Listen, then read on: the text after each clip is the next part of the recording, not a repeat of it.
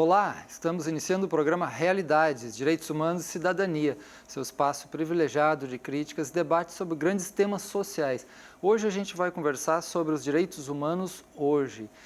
Para isso a gente convidou aqui Arthur Stanford, que é professor do mestrado em Direitos Humanos da UFPE, e também temos a presença de Marília Montenegro, que é professora de Direito da Unicap e da Faculdade de Direito do Recife. Eu gostaria de iniciar perguntando para vocês um pouco sobre o que trouxe a vocês a estudarem, a trabalharem com esse tema dos direitos humanos. Bom, foi uma inquietação, não só pessoal, mas de ver realidades, né, muito opostas no cotidiano, no dia a dia. E comecei a ler e buscar entender o que era isso e as possibilidades de você entender como é que a gente consegue conviver com tanta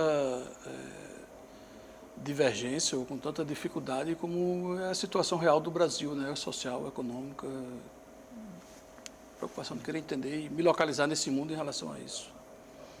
E você, Arthur, ajudou a criar o mestrado em Direitos Humanos, né, da Universidade Federal, que hoje é uma referência, né, um dos poucos mestrados no país, né, são acho que só apenas 5, né? Como é que foi esse processo? Bom, ajudei, né? Graças a Deus teve uma equipe grande de pessoas que se interessaram e chegaram junto para a gente construir. Então, bom, é um efetivo processo coletivo, né? De pessoas que realmente queriam lidar com isso e discutir, né? Começou na Comissão de Direitos Humanos da Universidade, numa conversa que eu tive com Gilda, né? A saudosa Gilda, e eu peguei a ideia que começou com a proposta de uma especialização, né? Depois a gente viu que a complexidade da especialização era tão grande quanto criar um mestrado. Pensou-se no mestrado profissional, mas a gente terminou optando por um mestrado acadêmico, que era o mais viável para a gente seguir. E nenhum colega de vocês lá da Faculdade de Direito, seja da UFPE ou da Unicap, chegou para vocês e disse, o que você trabalhando com isso aí, você vai defender bandido, ou algum conhecido, algum amigo já chegou a falar isso, ou ninguém falou que vocês estão defendendo bandido?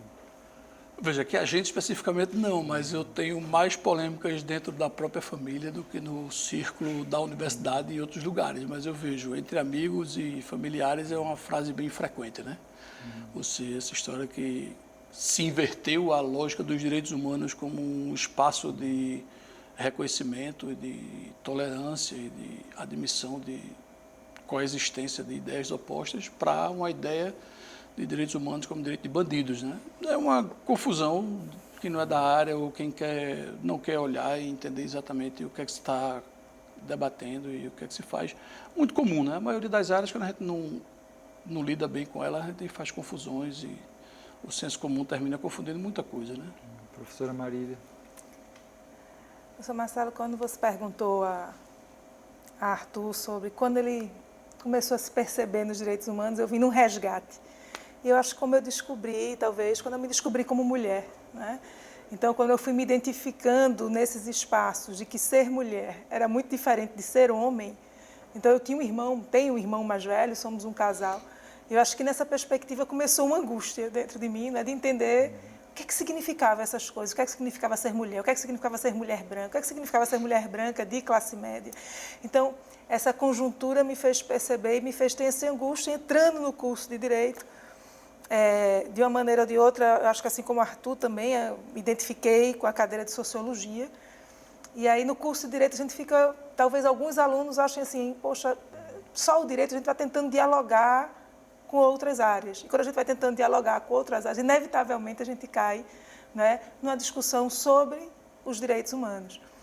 E a ideia, como a minha área se deu naturalmente a ser professora de Direito Penal, de Criminologia, eu acho que eu escuto diariamente a perspectiva de que você, meu Deus, estudou tanto, né, para fazer, é professora, para ficar defendendo esses marginais, para ficar defendendo essas pessoas. Uma mulher falar sobre a defesa de pessoas, né, se colocar dentro do sistema, discutir o sistema prisional.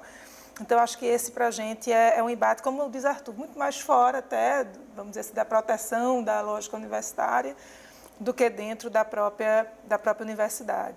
Mas eu acho que essa perspectiva de direitos humanos, talvez a minha primeira demanda, assim, seja querer entender qual era o meu lugar de mulher, né? Como é que eu estava construída com tantas diferenças a partir de uma condição que foi me dada. E agora, o que são os direitos humanos para vocês? Assim, o que é essa coisa que é uma área do direito, é um movimento de militância, é um movimento histórico, é um movimento sociológico? O que é esses direitos humanos? Eu chamaria, assim, talvez imitando ou copiando, se não nas mesmas palavras, né? Herrera Flores, que foi meu orientador na Espanha, eu diria que é um espaço de construção, de convivência de diferenças. Assim, o mais perto, né, de entender isso. Daí os mal-entendidos e as dificuldades, né, de um lado só olha o seu e, assim, uma pessoa que me ajuda muito a ter um conceito de direitos humanos é um Kanavilil Rajagopalan, um indiano que vive aqui no Brasil, um pragmático. Ele tem um livro muito interessante que é A Língua que Nos Faz Falhar.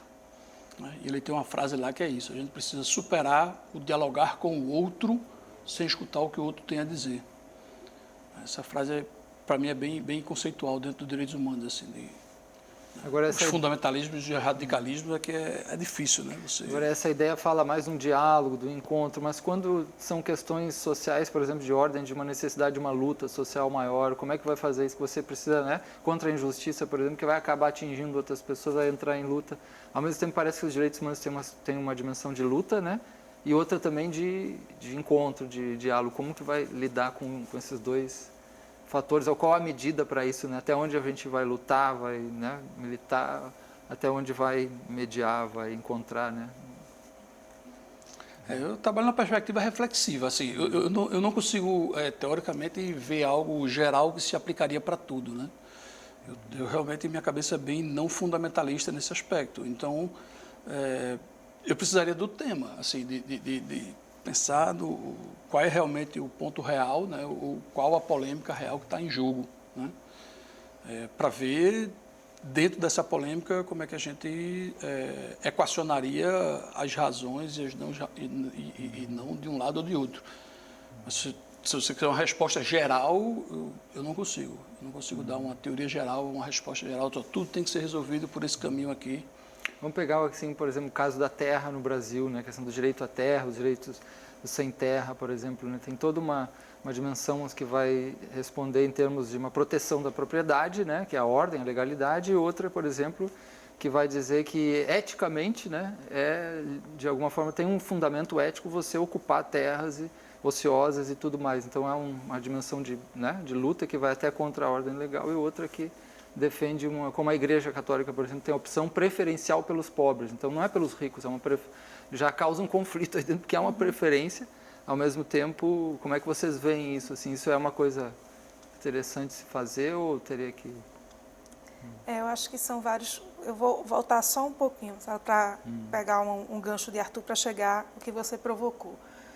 A gente na Universidade Católica, por exemplo, veja, um curso de Direito, e como é que a gente iria colocar, não é, uma cadeira de Direitos Humanos dentro do curso de Direito. A gente teve uma discussão muito grande, e uma das discussões do projeto pedagógico era que Direitos Humanos tinha que perpassar todas as disciplinas do curso de Direito, né? Direito penal, seja Direito Civil, seja para a gente Direito à Propriedade. Eu tinha que perpassar, não adiantava dizer que Direitos Humanos era uma cadeira do curso de Direito.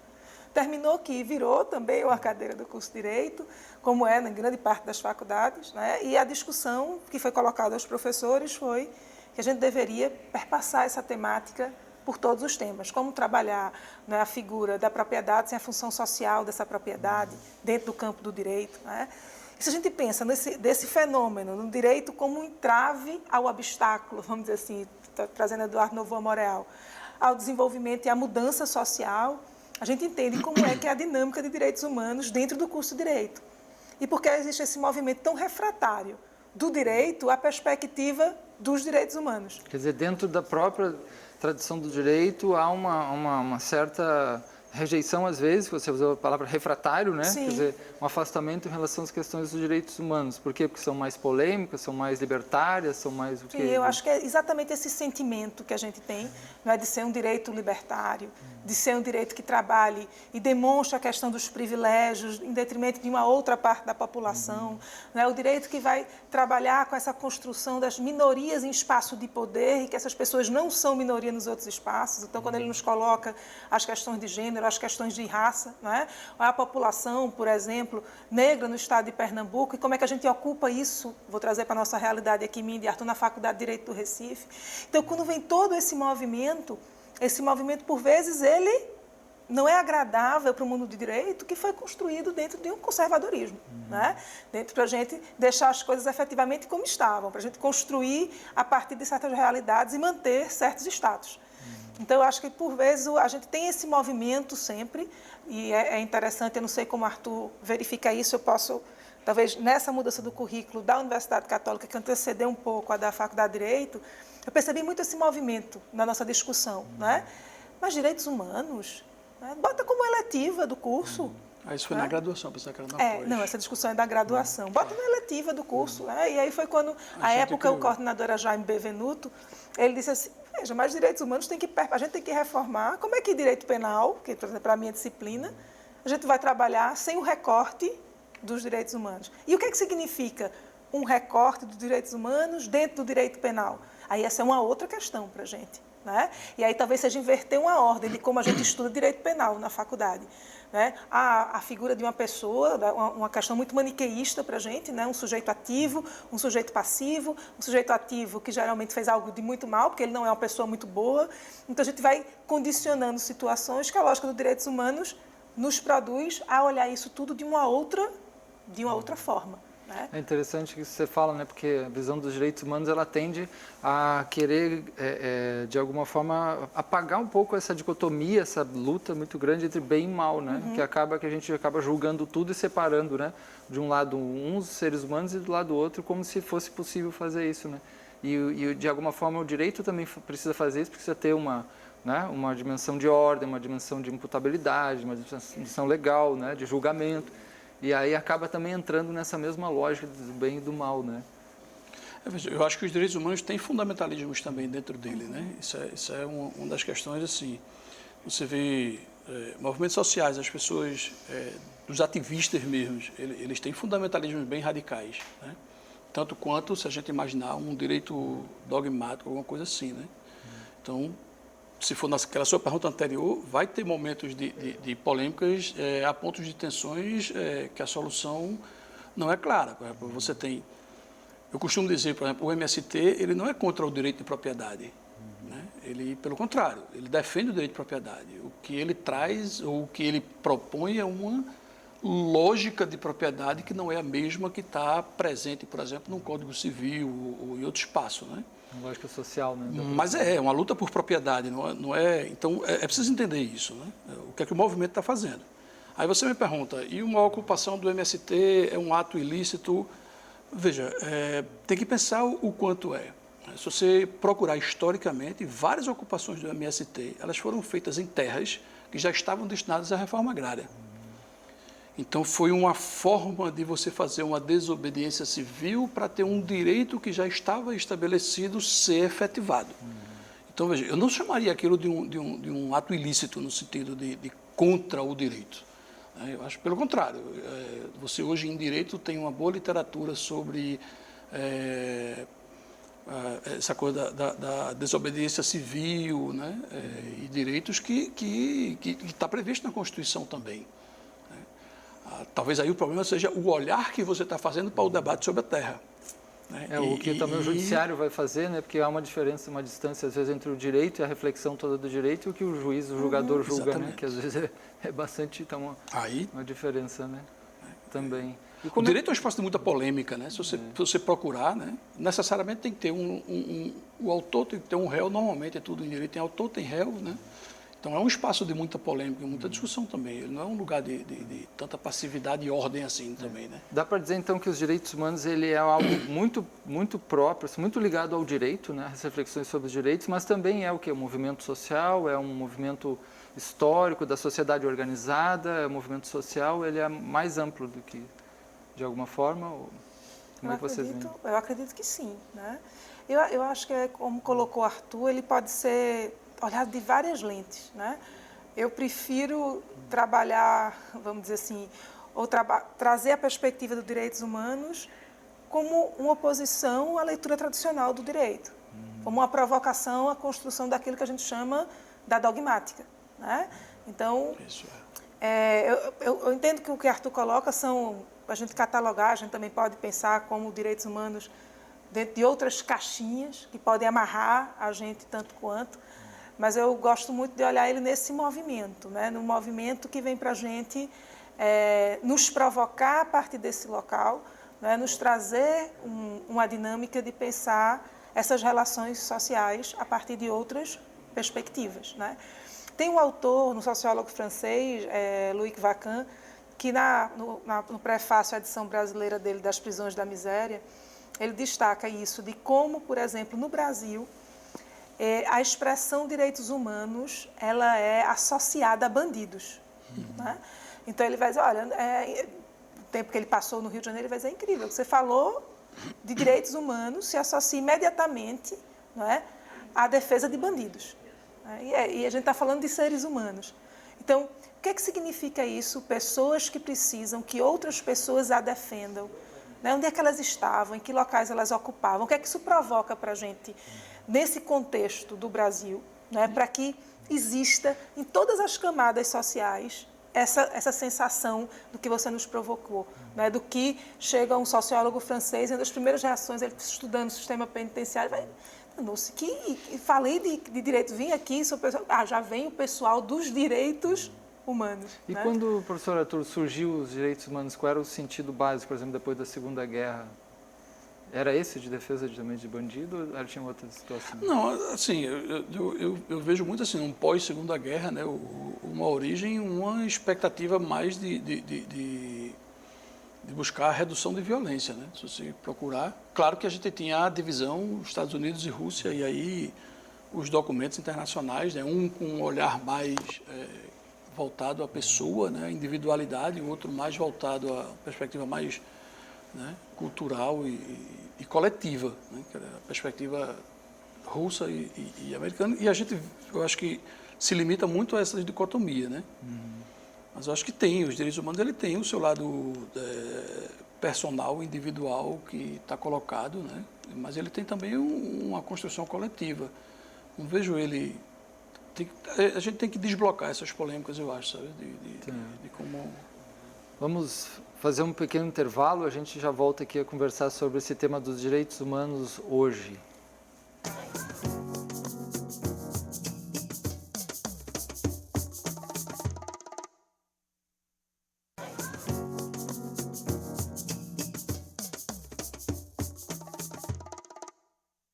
Nós estamos conversando hoje sobre os direitos humanos na atualidade.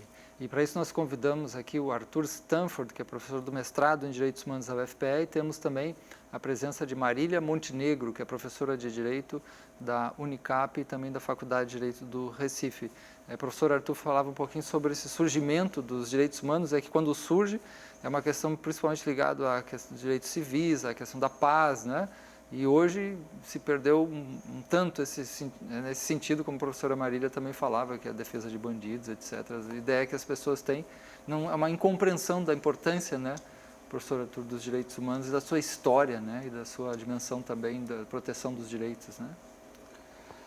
Se a gente mantém, né, aquela perspectiva polêmica do surgimento dos direitos humanos já em pós-guerra, que a gente sabe que foi um período que ainda... não sei se a gente conseguiu se livrar dele até hoje, né?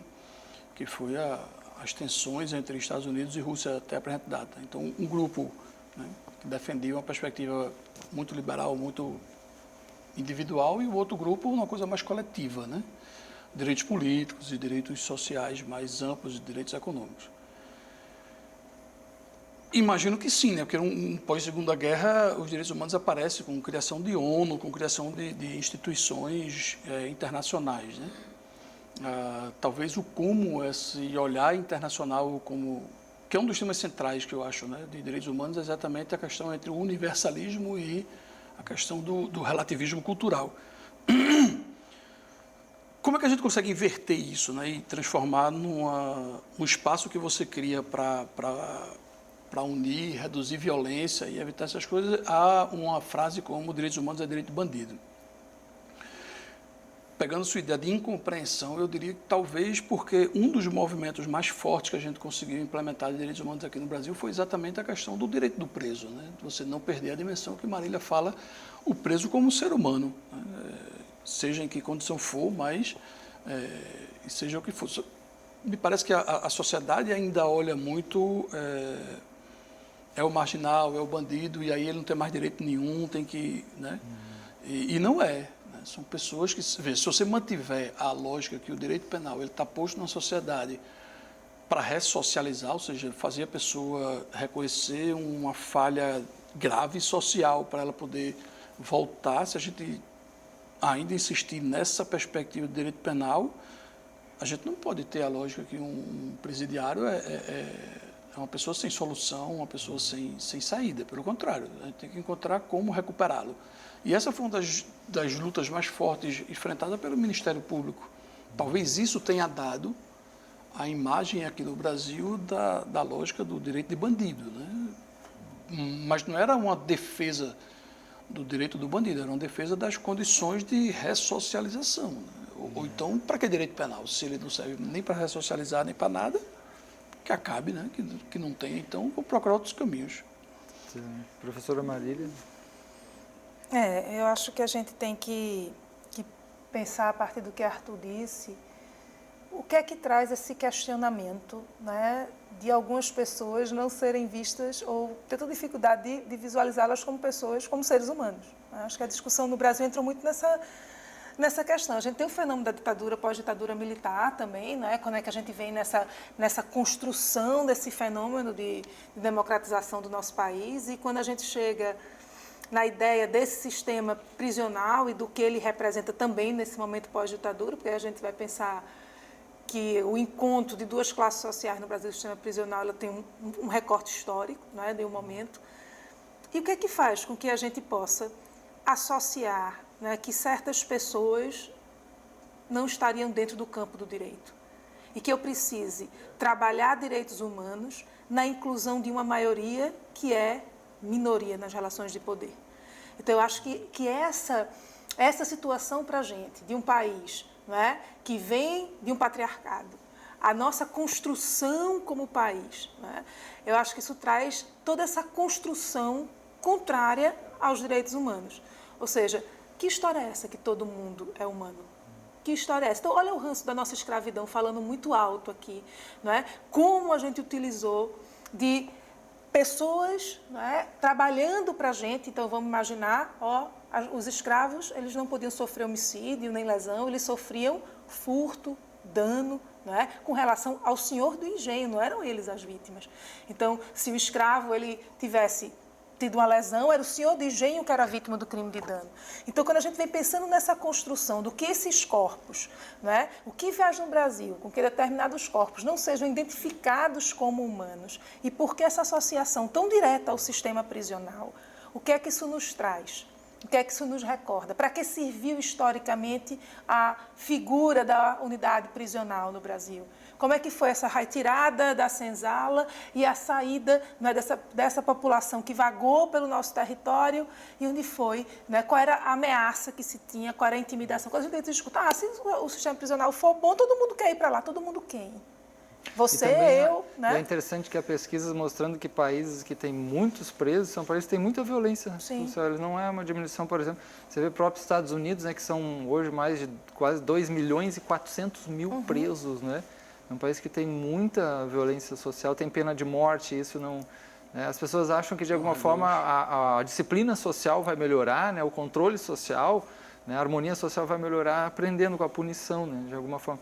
Agora, por outro lado, eu tento entender, eu transito por muitos grupos também, por grupos ligados a, por exemplo, policiais e outros grupos que também trabalham com segurança, né? Com uma visão da justiça restaurativa, E às vezes eu consigo entender por que eles se sentem um pouco, digamos assim, esquecidos em alguns momentos. Quando você defende, né, eles perguntam, você está defendendo um bandido, né, e não está olhando para nós. De alguma forma também estão muito impactados, todas as classes, todas as pessoas, né, emocionalmente, né, com problemas desde questão de salários até com reconhecimento, né, questões da ordem, da loucura dos tempos, assim. Então é como se um grupo fosse cuidar de uma parte que é o criminoso, né, entre aspas, e não cuidasse daquele que sofre também, né, com esse trabalho arriscado. Eu encontro também essa perspectiva. E você, né? tem as frases do eu queria ver se fosse com sua filha, eu queria ver se fosse com, não é? Eu queria ver você dizer isso se o afetado fosse você ou algum familiar, né? Se você não iria querer, sei lá, uma pena de morte ou uma autorização para fazer chacina, né?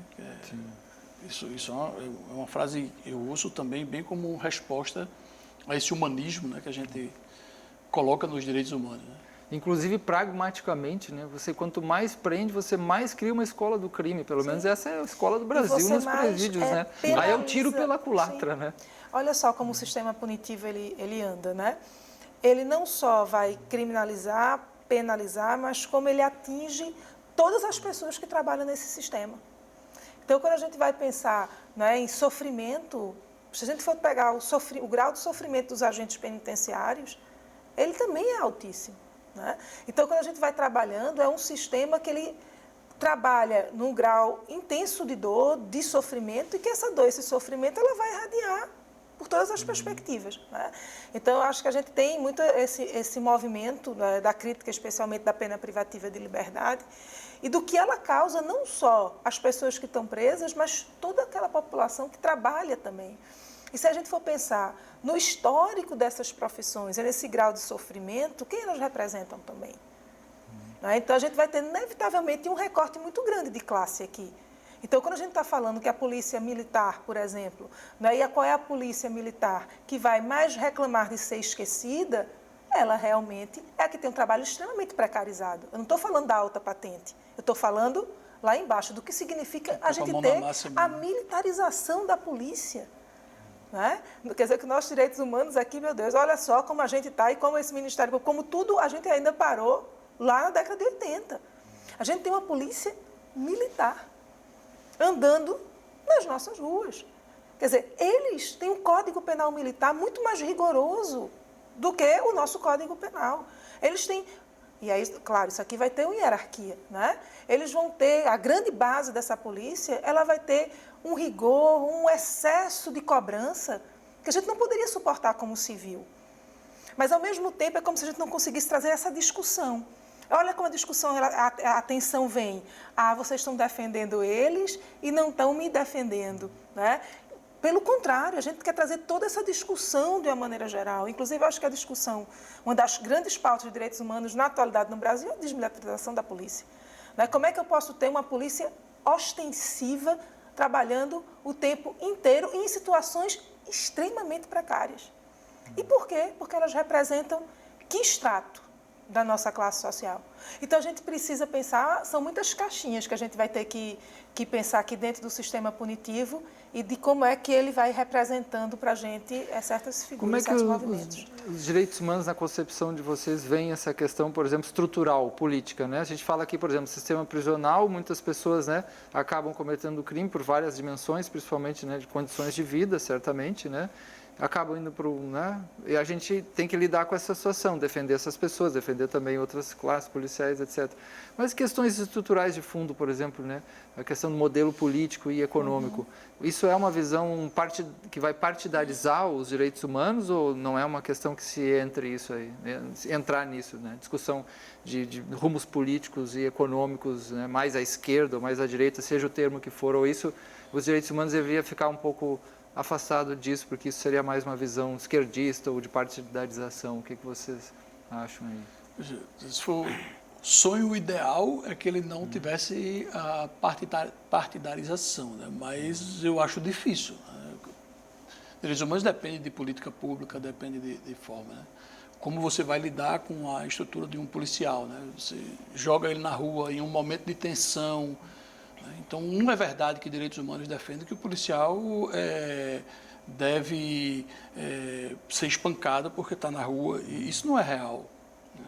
Eu tive também a oportunidade de orientar lá no Direitos Humanos, no mestrado, uma policial, né? E ela, no início, ela tinha essa imagem, né? de que a visão dos direitos humanos era que o policial tinha que ir com a cara para ser espancado e para ser... Não é isso, né? Quer dizer, o direito humano não está defendendo... Agora, veja, o fato dos excessos do lado da polícia não é um tema fácil, né? Para você colocar e ver o lado de cada um, como a Marília falou, né? Todo mundo está considerado aí dentro do sistema em si. Eu acho que depende, sim, de política pública, depende. Eu tenho muita questão em relação a isso, né? De você incentivar o aumento da violência, né? Através dessa tensão, né? Até Renato Aragão dizia que violência só gera violência, né? Imagine... E, de alguma forma, a gente acaba tomando partido, sem partido político, mas tomando partido por certas classes. Quando a gente fala, por exemplo, as classes mais desfavorecidas, ou como, por exemplo, a visão política da Igreja Católica, que a opção preferencial pelos pobres, né? Quer dizer, todos estão incluídos, mas tem preferência para aqueles que sofrem mais, que sofrem injustiças, né? E a luta pela paz aí acaba passando pela luta pela justiça, que é uma luta que vai ter algum tipo de confronto, né? Então não tem muitas vezes como escapar. As pessoas vão olhar para a gente e vão dizer, você é meio esquerdista, você defende os direitos humanos, ou você é assim. É inevitável, né? Porque aí você explicar que não é isso, não é uma ideologia em si, mas é o bem comum, é uma opção preferencial pela que eles sofrem mais. Vai tempo para a pessoa entender, né? Porque as pessoas estão muito impactadas, né? Elas veem a violência e querem uma solução imediata. Alguém que está lá roubando, está fazendo algo, então tem que eliminá-lo, né? De alguma forma essa é a visão, eu vou cortar o mal pela raiz, assim. Só que o continua e piora o mal, né? Eu diria que a dificuldade de nós, seres humanos, reconhecermos a nossa produção de violência cotidiana na sociedade. É difícil uma pessoa está recebendo, sei lá, 30, 40 mil reais, mas ela quer manter dentro da sua casa uma pessoa em que ela se limita a pagar um salário mínimo e ainda acha que é ilegal ou não legal ou injusto que essa pessoa tenha 8 horas de trabalho e ele agora ter que pensar em direitos de uma pessoa porque ele paga para ela estar lá um salário mínimo. Mas ele não viveria de um salário mínimo, né? Quer dizer, essas lógicas, se você pensar no dia a dia cotidiano de cada um, a gente produz violência cotidianamente, né? Muitos, né? A própria sonegação de imposto, por exemplo, né? Quantos pequenos delitos se fazem aí nos dias a dia, desde trânsito, desde no trabalho, de corrupção. Os outros não podem, mas eu posso. Né? Aí isso dificulta, né? É difícil uma sociedade. Eu acho que nessa questão que o professor Marcelo colocou do cenário político, bem, no Brasil a gente tem pautas extremamente conservadoras, né? E nesse momento especial que a gente está passando, bem, a gente vem, né, nesse processo de um novo governo e que parece que a sinalização, né, para todos nós aqui era que a gente vai fechar qualquer tipo de discussão. Como foi montado as secretarias, como foram desarticuladas as questões de direitos humanos, as questões de gênero, quem vem da forma que vem para o Ministério da Justiça. Então, como é que a gente vai desarticulando todas essas perspectivas, de avanços? E olha que esses avanços a gente veio a passos lentos, se a gente vem olhar para outras realidades, inclusive na própria América Latina, né? Então, a gente vai... E ainda duvidamos se foram avanços, né? Ainda duvidamos, sim. Mas aí parece que essa situação no Brasil vem muito associada a algo, né, que virou... E claro que aqui tem vários desdobramentos, várias pautas para a gente pensar e dialogar, mas pareceu esse movimento político, que seria um diálogo com a perspectiva desse chamado, essa caixinha de direitos humanos, parece que ela não pode ser a pauta de uma outra perspectiva, né? E é muito interessante que você está pontuando a Igreja Católica, a gente pode pensar na teologia da libertação e de tudo que isso significou, e ao mesmo tempo também a gente tem pautas religiosas e que também saem da Igreja Católica e de outras igrejas extremamente conservadoras, né? Então a gente vai pensando como como isso de muita parte faz parte do ser humano, como eu posso olhar de uma situação à frente e em outra situação eu não conseguir perceber isso da mesma forma, né? Então, dentro da construção da própria Igreja Católica e vindo, né, com o Papa Francisco, que vem numa perspectiva de maior diálogo, um Papa que vem da América Latina, mas mesmo assim a gente não consegue dialogar certas coisas, dialogar aquilo que é a inclusão de outras pessoas, né, que é tratar de pautas minimamente que, como é que eu vou questionar isso dentro de uma ótica cristã, que é ver a felicidade do outro, a partir da construção do que ele é feliz, sem fazer absolutamente mal a ninguém, a não ser efetivamente por uma orientação sexual. Então, como é que a gente vai construindo tudo isso, né? Como é que isso vai... Então, são várias pautas. Às vezes, a gente avança na questão de classe, né? Não consegue avançar na questão de gênero. Então, são muitas questões aqui que a gente vai colocando, mas a gente vem hoje numa agenda extremamente conservadora. Né? É interessante que o nosso telespectador deve estar notando que a gente está entrando assim em vários temas, alguns deles fundamentais, que é a própria importância dos direitos humanos, a história dos direitos humanos, né? E a questão, por exemplo, do aprisionamento, sistema prisional, né? Mas os direitos humanos é um leque, como foi falado aqui, tem a questão do gênero, a questão da racial, né? A questão mesmo do direito da propriedade, a terra, né? O uso social, a questão das sexualidades, né? São um conjunto de temas muito importante hoje que vão, né, um leque muito amplo, assim. Agora vamos fazer um pequeno intervalo e já voltamos a conversar sobre a importância desses temas no próximo bloco.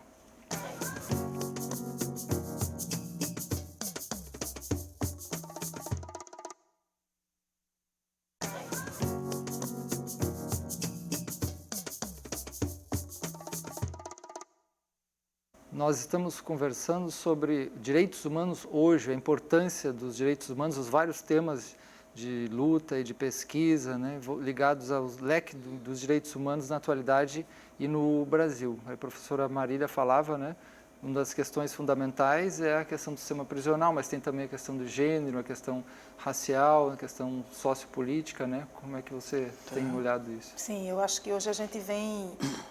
num cenário, talvez até o sistema prisional seja muito simbólico para a gente entender esse movimento. Né? Nossa população carcerária cresceu muito na última década, nós somos o 4º país que mais prende do mundo, seja em número absoluto ou em número relativo. Essa população presa majoritariamente homens jovens, negros ou pardos, mas vem crescendo assustadoramente o número de mulheres também no sistema prisional. Então, esse crescimento ele vem acontecendo especialmente pela lei 11.343 de 2006, que é a lei de tráfico de drogas. Então, essa lei vai trazer para a gente, ela vem no enrijecimento da lei que nós tínhamos de 76, mas ela vem trazendo uma população carcerária enorme para o nosso país, né, de pessoas que são presas, que são primários, que praticaram crimes sem violência, sem grave ameaça, e que entra muito o perfil de mulheres, vamos dizer assim, nesse mercado de trabalho. Então, a população carcerária de mulheres, a gente que acompanha esse sistema prisional, ela está basicamente em 2 movimentos, o movimento do tráfico de drogas e o movimento de furto. Né? Então, se a gente tirasse essas 2 perspectivas como encarceramento, a gente praticamente esvaziava o número de mulheres presas e jovens e adolescentes também presas no nosso país. Então, e você, como professora de Direito Penal, se pudesse mexer nessa estrutura legal, o que você mexeria, assim? Eu acho que a gente precisa pensar muito sobre a criminalização das drogas. Né? Primeiro, do que ela produz para a gente em termos de violência. A gente tenta combater uma política extremamente combativa, que a gente sabe que ela tem pouco efeito, né, com relação a essa situação desse consumo e dessa necessidade de consumir, e tirar essa responsabilidade das questões de saúde pública e colocar essa situação dentro de um sistema penal. Né? Então, o que é que a gente vai fazer? Quem é que a gente tem algumas pesquisas em andamento, por exemplo, aqui na cidade do Recife, sobre mulheres, tráfico de drogas e prisão em flagrante, por exemplo. E a figura dessa pequena traficante e a usuária. Quando a gente vai pensando, né, o uso, o porte de drogas para uso também é criminalizado no nosso país. E quando a gente vai pensando a quantidade de pessoas que são detidas por portar e ao pequeno traficante, é como se eu dissesse assim, todo mundo só vende nesse mercado. Né? E o que é que faz, por exemplo, quando a gente pega o crack, mesmo numa quantidade muito pequena, a gente vai logo para o tráfico. E quando a gente vai para a maconha, né, a gente vai, e parece que não aparece muito nesses dados as drogas químicas ou a cocaína, né? Esse volume para a gente sempre vem na maconha, vem no crack, especialmente quando a gente está falando da justiça estadual. Significa entra que... muita classe social, e pobres, é como se eu dissesse assim, qual é a droga, que classe social usa a droga química? Né? Que classe social usa essa droga mais refinada? Né? Então, como é que a gente vai trabalhar essa seletividade? Então, a lei de drogas, ela gera para a gente uma violência muito grande, ela traz um poder muito grande ao Estado, pela ideia desse flagrante, pela quantidade de crimes permanentes, significa dizer que a pessoa pode ser presa a qualquer tempo, né? Se ela está aportando aquela substância entorpecente. Então, a gente vai trabalhando certas questões que vai trazendo, que população carcerária a gente está trazendo para o sistema prisional? Né? Essas pessoas estão vindo para quê? É porque elas estavam procurando um emprego, encontraram esse emprego dentro de um mercado informal.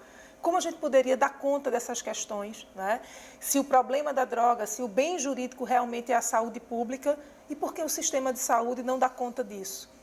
Então, é a saúde pública ou é também outros significados que essa lei nos traz? Né? Então, é muita coisa que a gente precisa pensar. Acho que para a gente pensar nessa perspectiva de direitos humanos, nessa perspectiva do sistema prisional, a gente precisa passar necessariamente pela lei de tráfico de drogas, já que ela é grande responsável para a gente por parte desse crescimento do encarceramento no nosso país. As questões com relação a gênero também nos chamam a atenção pela própria leitura desse sistema prisional e como nós, mulheres, né, estamos nessa crescente do encarceramento e as pautas para a gente de gênero, como elas estão desaparecendo. Desaparecendo? Por que desaparecendo. Isso a nível local, isso a nível, por exemplo, estadual, isso a nível nacional. Então, a gente tem 10 anos esse ano da Lei Maria da Penha. Né? A Lei Maria da Penha parece que ela só deve ênfase para a gente, uma grande ênfase na parte criminal, na parte que criminaliza, né, essas pessoas, mas a Lei Maria da Penha é muito maior que isso. Ela mexe em todo o sistema educacional. Ela vai cobrar educação de gênero em todos os níveis de educação. E o que é que a gente fez nesses 10 anos? Pelo contrário, a gente vai ter o município, inclusive o nosso, aqui a cidade do Recife, né, querendo discutir posse discutir a Lei Maria da Penha nas escolas. Então, a Secretaria das Mulheres, né, teve um enfrentamento e disse assim, não, a gente não quer discutir a Lei Maria da Penha nas escolas. Mas se eu não discutir nas escolas a questão da violência de gênero, o que é que eu vou mudar nos próximos 10 anos? Absolutamente nada. Eu vou continuar apagando o incêndio. Quando chega naquela situação em que a mulher se vê desesperada, que vai à autoridade policial, aí ali o sistema de justiça comparece.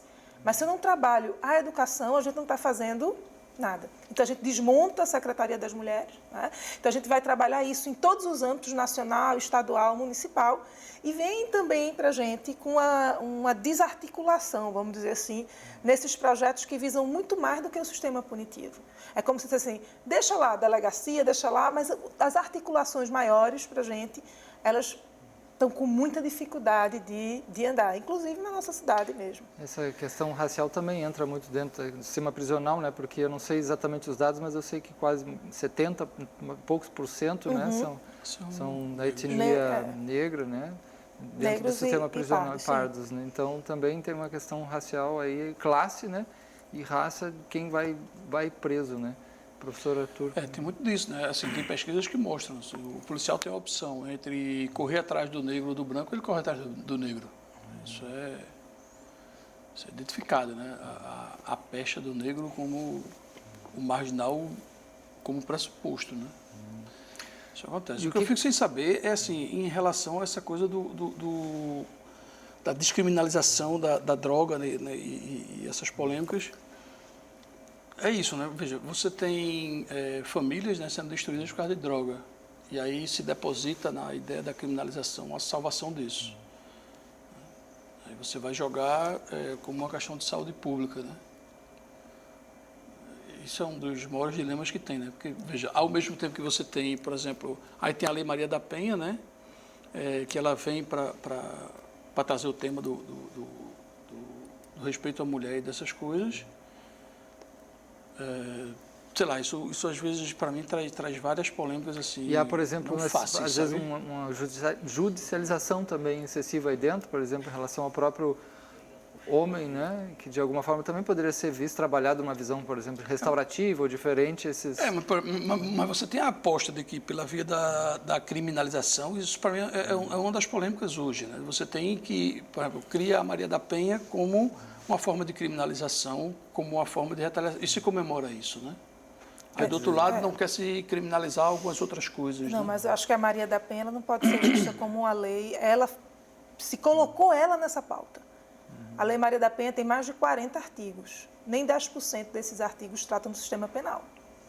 Então ela vai mexer... O foco caiu muito nisso, Sim, né? Prender o homem. Porque isso isenta o poder público. Porque delegacia tem em todo lugar. Judiciário está em todo lugar. Então, se a questão é essa, está lá, vá para a delegacia. Né?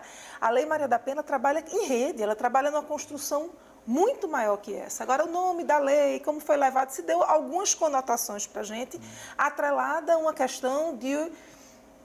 Bem, ela não chega, a Lei Maria da Penha não cria crimes novos, ela não aumenta a pena. Meu ponto é a aposta na criminalização por um lado, sabe? Sim, e você a força tá simbólica disso. Botando a ideia da criminalização, né? E aí, por outro lado, quer defender a não criminalização. A Maria da Penha e a Maria da Pena, né? A pena. Eu acho que no caso... se aposta nisso, entendeu? Como caminho de solução. Ou seja, você aposta no Estado como... a solução para isso. Aí depois, não, você defende a não criminalização, ou seja, um direito penal. Não, eu acho que a Lei Maria da Penha, inclusive na parte da criminalização, ela pode afastar a mulher mesmo. É como as drogas. Então, se uma família está com um filho com problema de drogas, ela sabe que drogas é crime, ela pode querer esconder esse problema durante muito tempo. Como esse filho pode esconder esses problemas porque ele tem a pecha de criminoso. Como é que ele vai conversar com alguém que ele tem problema porque ele compra drogas? E aí, que rede de criminosos ele está envolvido? Então, eu mais afasto essas pessoas. Quantas vezes as mulheres, por saber que vão criminalizar a sua própria família, não procuram a justiça? Porque ela sabe que lá não vai ter uma prática restaurativa, ela não vai ter algo que tente... Quantas vezes o sistema não entende que aquela mulher não quer se separar? Não consegue compreender que ela está falando do pai dos filhos dela, ela não está falando de um estranho, de um terceiro. Então, claro que a Lei Maria da Penha tem esse aspecto, né, mas ela traz vários outros aspectos. Eu, particularmente, não acredito que a criminalização de absolutamente nada, ela traz efeitos positivos para a sociedade. De alguma forma, vocês acreditam, então, que há, pelo menos no Brasil, um excesso de judicialização, né, que poderia ser resolvido por muitos outros meios, esses conflitos, né, para uma organização comunitária, uma visão de justiça restaurativa, de mediação, de conciliação, todo um processo também de rede social, né?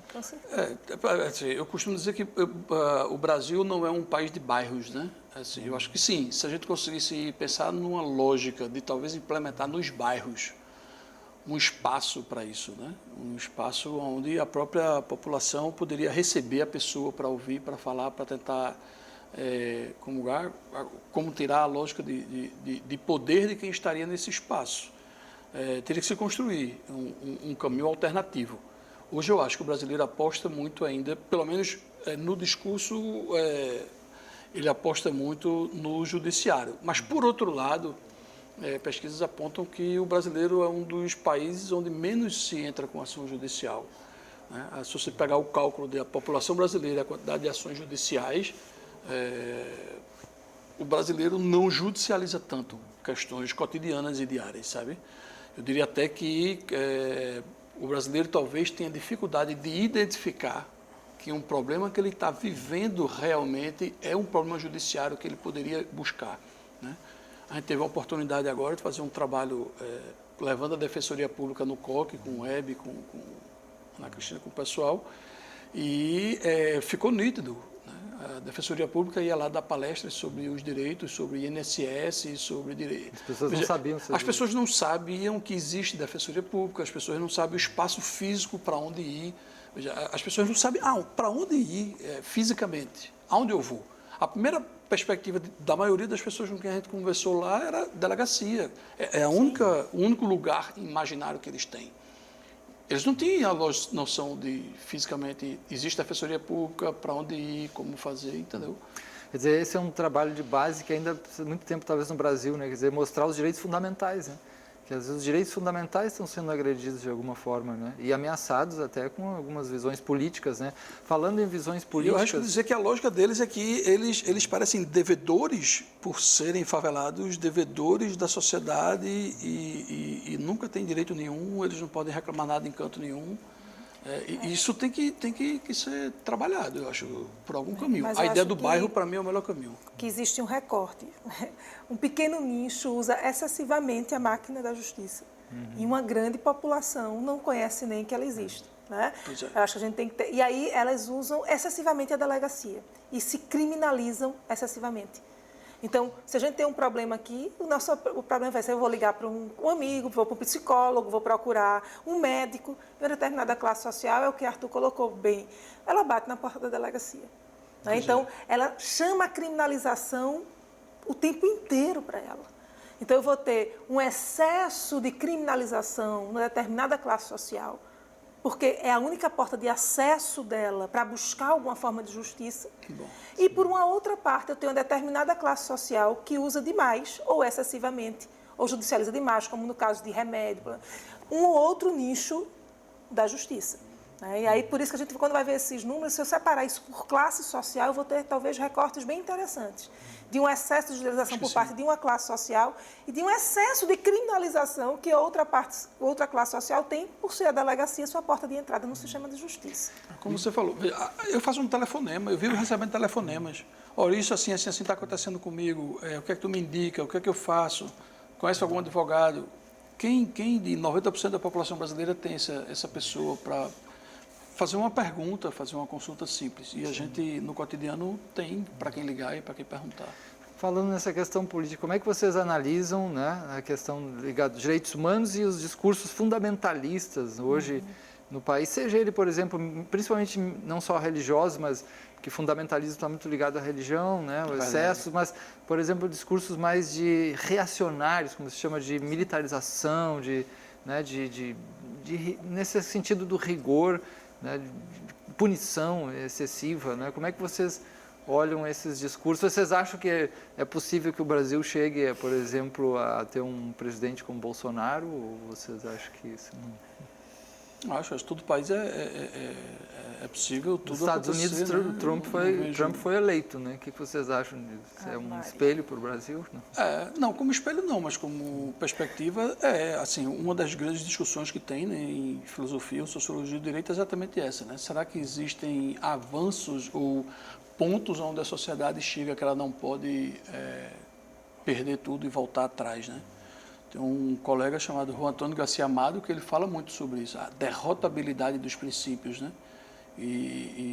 Veja, não tem éticos, como. princípios de valores. Né? Não tem como. Você pode sim, valores e concepções de justiça, de repente um grupo social aí ocupa os espaços e ele vai implementar outros valores de justiça e outras formas. Se não tiver reação a essa coisa, vai sim. A gente pode voltar para senhores feudais. Né? Tem hora que eu imagino que a gente está voltando para a Idade Média dos senhores feudais mesmo, donos de espaços físicos e donos de cidade mesmo. Professora Marília? Ou nunca saímos de lá. Eu acho... Bem, eu não quero acreditar nesse cenário, mas eu também não acreditava que a gente teria uma presidente eleita que foi afastada, né? Então, não posso dizer que não vou acreditar em outro cenário do que a gente viveu recentemente. Eu acho que esses discursos trazem para a gente, e eu acho que essa situação da ex-presidenta Dilma ficou muito emblemático, inclusive como a imagem de uma mulher incomoda, né? Como a gente monta uma secretaria depois em que não aparece um ministério, uma única mulher. Quer dizer, essas questões para a gente elas estão muito embicadas nesse retrocesso. Então, as questões, por exemplo, regionais, mais uma vez uma fala muito contundente da região sul com relação a todos nós aqui da região nordeste, né? Então, a discussão sobre separatismo que volta para a gente, a discussão do peso do país à região nordeste, que foi muito beneficiada nos últimos anos, a raiva aos governos passados por dar visibilidade à nossa região. Então, eu acho que são são muitas temáticas aqui que trazem para a gente esse grito do conservadorismo, inclusive de muitas pessoas da nossa própria região, com aquelas pessoas que nem nos suportam. E é muito interessante isso, por exemplo, certa aderência dos nordestinos a certos discursos que a gente talvez não tenha a plena consciência que nós somos pessoas extremamente não gratas nesse contexto inteiro, né? Representamos para esses discursos grande parte desse dito atraso. Então, eu não posso, vendo todas as reações de que a gente está aqui, vendo esse cenário internacional, vendo o cenário da América Latina e como foi conduzido para a gente, né, todo esse processo com relação à presidenta Dilma, como foi aplaudido uma pessoa, né, que vai enaltecer um torturador, né, uma pessoa que fala sobre as questões de uma mulher mereceu não ser estuprada.